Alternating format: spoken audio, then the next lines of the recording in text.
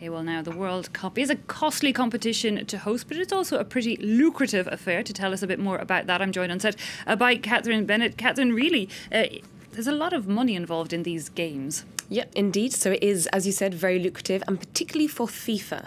So it's the host country that foots the bill, which means that the tournament's organisation, FIFA, is set to make a massive profit. The association also requires the host country to give it tax exemptions, which in 2014 came to around $270 million worth of exemptions. In 2010, FIFA took $3.6 billion in revenue. That figure rose to $4.8 billion in 2014 and has increased yet again for this year's World Cup, which is set to generate a revenue for FIFA of around $6 billion. That's a 25% increase on 4 years ago. Pretty staggering figures, and of course, Les Bleus, is this figure right? They're set to take home $38 million worth of prize money. Will that victory also have an impact on France's overall economy? Well, the idea of a boost in the economy after the World Cup isn't actually certain. Most of the bulk in spending comes during the tournament, when fans hit the streets to spend money on booze, televisions and sports merchandise. Most analysts agree that France's victory won't make much of a difference on the coffers back home.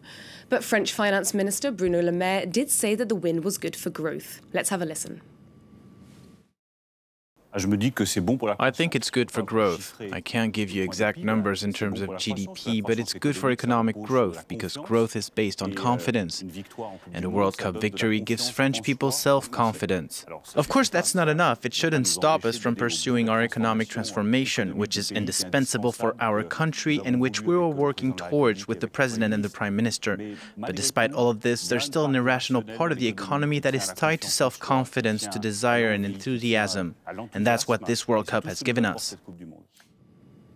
Well, now that that tournament is over, that might have a pretty positive direct impact on many people living in those host cities. Well, hopefully it should make it easier to find a flat, first of all.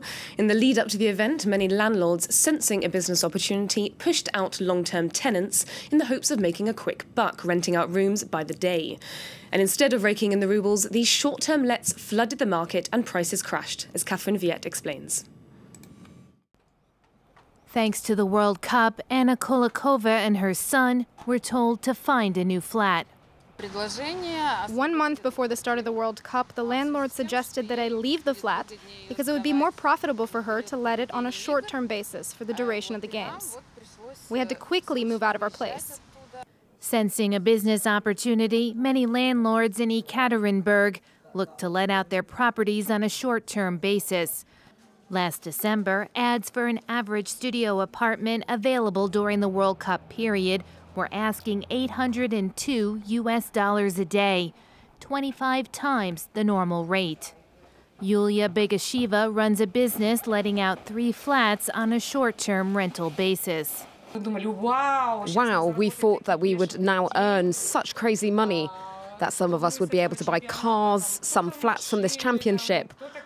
I had such a goal, well, to earn 1 million rubles. But the hoped-for riches never materialized, as more and more flats flooded the market, crashing prices. A last-minute booking in May could be had for between $80 to $112. Real estate agents say it will take time for the market to stabilize. Until then, private landlords are willing to roll the dice and continue to rent on a short-term basis for the city's next big events. Russia spent almost $12 million on the World Cup, of which $4 million went towards building stadiums for the month-long event. But what happens to all of these stadiums after the last fan has gone home? There's a risk that the stadiums can turn into white elephants, empty venues that are costly to run and maintain.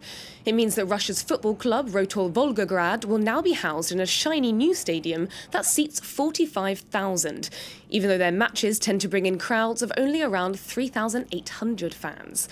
It's the same thing elsewhere in the country. Now Sochi boasts a 48,000-seater stadium, but it doesn't even have a local team. Last week, Russia's Prime Minister Vladimir Putin told ministers across the country that they mustn't let the venues fall into ruin. Regional authorities expect the upkeep of the new and refurbished stadiums should cost around $100 million a year, and they're hoping that Moscow will help to cover the costs. But the money the government has promised is unlikely to be enough. These regions will be hoping that an uptick in tourism could help them to recoup some of the money.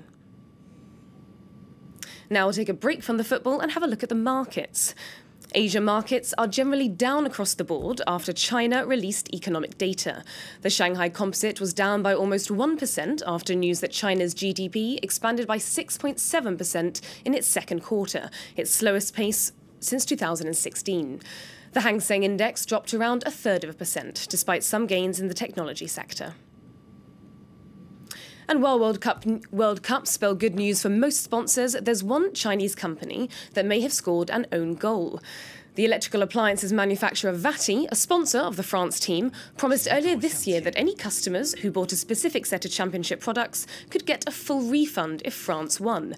Although sales surged for the company, the plan may have backfired, as now they look to pay out up to 11.8 million in refunds.